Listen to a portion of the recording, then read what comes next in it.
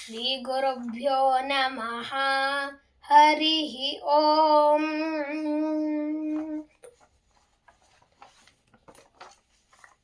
रत्नैकल्पितमासनं हिमजलैः स्नानं च दिव्याम्बरम् नानारत्नविभूषितं मृगमदामोदाङ्कितं चन्दनम् जाति चम्पकबिल्वपत्ररचितं पुष्पं च धूपं तथा दीपं देवदयानिधे पशुपते हृत्कल्पितं गृह्यताम् सौवर्णे नवरत्नकण्डरचिते पात्रे घृतं पायसम् भक्ष्यं पञ्चविधं पयोदधियुतं रम्भाफलं पानकम् शाकानामयुतं जलं रुचिकरं कर्पूरखण्डोज्ज्वलम् ताम्बूलं मनसा मया विरचितं भक्त्या प्रभो स्वीकुरु छत्रं चामरयोद्युगं व्यजनकं चादर्शकं निर्मलं वीणाभैरीमृदङ्गकाहलकलागीतं च नृत्यं तथा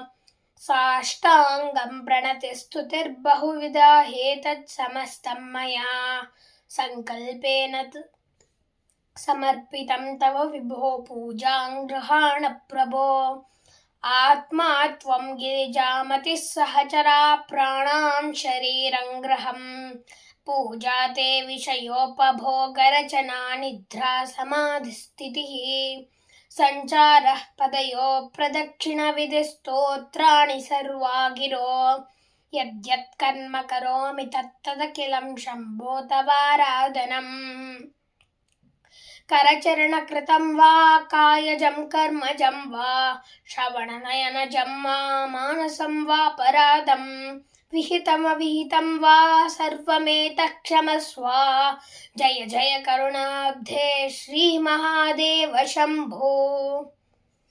हरिः ओम्। श्रीकृष्णार्पणमस्तु।